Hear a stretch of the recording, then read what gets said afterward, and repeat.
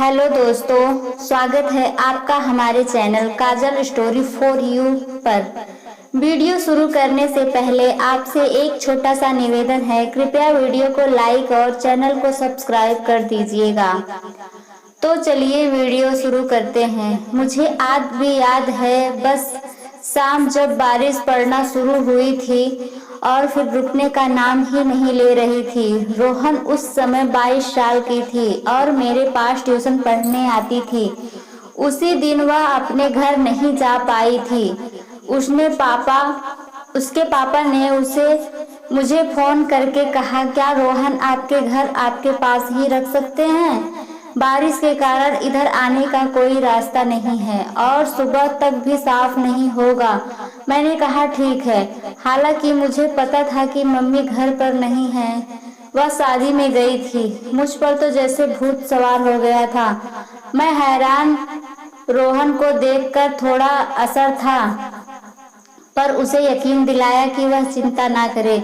वह मुझे कुछ अजीब नजरों से देख रही थी, लेकिन मैं उसे बताने से बच रहा था कि मम्मी घर पर नहीं है। रोहन के पापा ने दोबारा फोन किया तो उसने उनसे झूठ बोल दिया कि आंटी घर पर ही हैं। उसने कहा, आप चिंता ना करें, सुबह जब रास्ता साफ हो जाएगा तब मैं खुद आ जाऊंगी।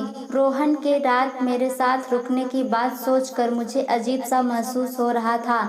जब वह मेरे पास से गुजरती, उसकी खूबसूरती मुझे पागल कर देती। रोहन घर में ऐसे घूम रही थी जैसे यह उसी का घर हो। वह बहुत खुश नजर आ रही थी। मैंने उसे अपनी भाई के कपड़े दे दिए और कहा, तुम कपड़े बदल लो, तब तक मैं कुछ खाने के लिए बनाता हूँ। जब तक वह कपड़े बदल कर मेरे रूम से बाहर आई तो उसने गुलाबी रंग की शर्ट पहन रखी थी और मैं उसे देखा ही रह गया।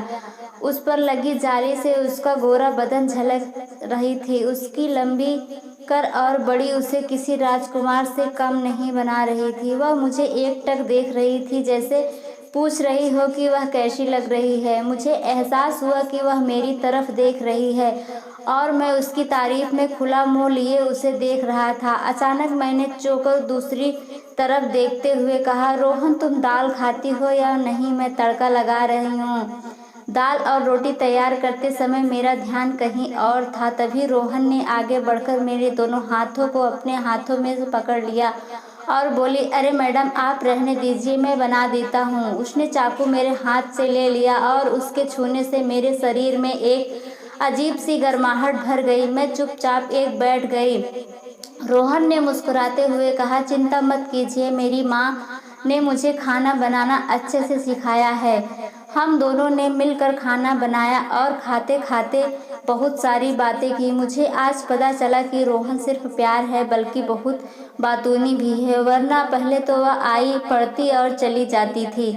हमने काफ़ी बातें की और फिर अपने अपने कमरे में सोने चले गए। बाहर बारिश और बिजली की गड़गड़ाहट हो रही थी, मानो तूफान आया हो, लेकिन मेरे भीतर उठने वाले तूफान उस काम नहीं थे। मुझे नींद नहीं आ रही थी और बार बार रोहन की याद आ रही थी। मेरा मन कर रहा था कि मैं उठकर उसके पास जाऊं और उसे अपनी बाहों में भर लूं, लेकिन हिम्मत नहीं जुटा पा रही थी। तभी दरवाजे पर खटखटाना की आवाज़ आए। मुझे पता था कि यह रोहन ही है, क्योंकि घर में और कोई नहीं थी। मैं झट से दरवाज़ा खोल दिया। दरवाज़ा खोलते ही रोहन मुझसे कहने लगी, मैडम मुझे आपके साथ सो सकती हूँ? मैंने कहा, हाँ क्यों नहीं, तुम एक तरफ सो जाओ। मैं रोहन को बिस्तर पर एक तरफ इशारा करते हुए कहा और वह एक तरफ लेट गई। मैं भी दरवाज़ा बंद करके दूसरी तरफ लेट गया, पर मुझे नींद नहीं आ रही थी। ऊपर से रोहन उसे नाइट ड्रेस में कुछ इस तरह लग रही थी कि जा रहा था, उसे बस देखता ही रहा। बाहर अचानक बिजली घर की, जिससे डर कर रोहन की आंखें खुल गई। वह दोबारा से बिजली कड़कने के डर से कर लेते ही आकर मेरे सीने से चिपक गई। मैंने पूछा, रोहन यह क्या कर रही हो? उसने कहा, मैडम मुझे बिजली की कड़क से बहुत डर लगता है, मुझे ऐसे ही सोने दीजिए। मैं आगे कुछ नहीं बोल पाया और उसे अपने कंबल में छुपा लिया। बहुत देर तक उसे मैंने ऐसे ही अपने सीने से लगाए रखा। फिर मुझे एहसास हुआ जैसे उसकी आंखें खुली हो। मैं थोड़ा नीचे देखा तो वह मेरे सीने को देख रही थी। मैंने पूछा, तुम ठीक हो? उसने जवाब में कुछ नहीं कहा, पर सपने दोनों हाथों से मुझे और जोर से पकड़ लिया। अब मैं भी अपने ऊपर कंट्रोल नहीं कर सकी, अपनी बाहों में समेट लिया और पूछा, रोहन तुम मुझे बहुत अच्छी लगती हो, क्या मैं तुम्हें थोड़ा सा भी पसंद हूँ? जवाब में उसने अपने दोनों हाथ मेरे सीने से चिपका दिए और मुझे एक अजीब सा एहसास होने लगा। उसके गर्म सांसें मुझे और भी बेचैन कर रही थी। ठंडी रातों में बाहर का मौसम भी बहुत ही तुरंत भरा था, लेकिन अंदर जैसे आग सी लगी हुई थी। अब मुझे और सब्र नहीं हो पा रही थी। मेरे हाथ तेजी से मेरे और रोहन के बीच की हर बाधा को हटाने लगी थी।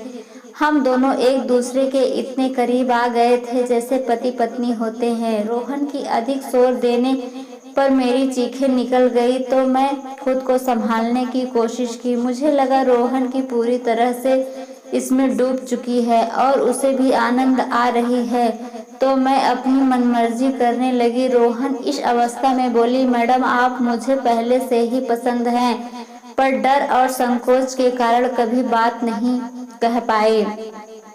उसकी यह बातें मुझे और व्यकल कर रही थी। इसके बाद रोहन कुछ नहीं बोल सकी और बस मेरी आवाज़ से कमरे में गूंजने लगी।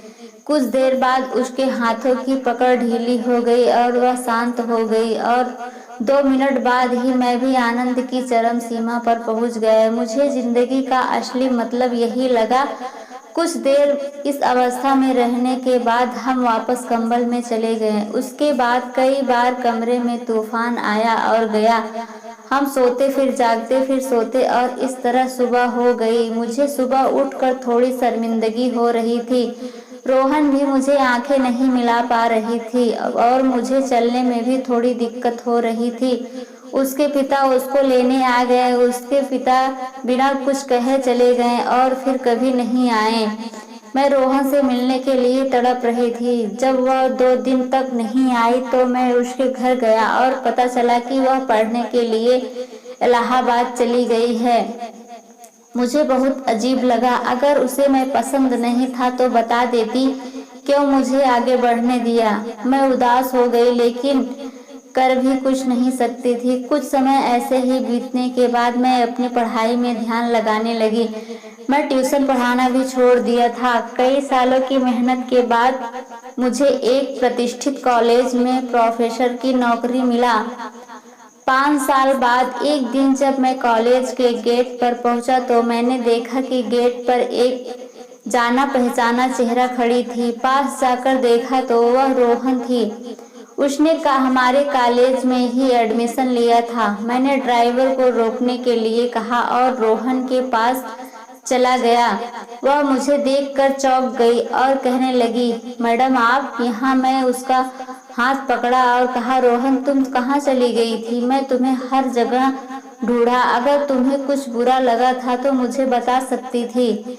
ऐसे अचानक जाने की क्या जरूरत थी? रोहन ने धीरे से कहा, मैडम मुझे कोई शर्मिंदगी नहीं थी। मैं आपको प्यार करता था और जो भी हुआ हम दोनों की मर्जी से हुआ था। मैंने पूछा, अगर प्यार था तो तुम क्यों भाग गई? रोहन ने कहा, उस वक्त तुम्हें यह सब स्वीकार नहीं कर पाए। मुझे डर था कि अगर आप पापा को पता चला तो क्या होगा। बस इसी डर से मैं यहाँ से चली गई। लेकिन वहाँ जाकर मुझे एहसास हुआ कि मैं आपको कितना चाहती हूँ, पर तब तक बहुत देर हो चुकी थी। मैं जल्दी से पूछा, तो क्या तुम अभी भी मुझसे प्यार करती हो? रोहन ने नीचे देखा और चुप रही। मैं समझ लिया और कहा, ठीक है, तुम्हारे पिताजी से तुम्हारी शादी की बात करूंगी। अब बताओ तुमने कौन से कोर्स में एडमिशन लिया है?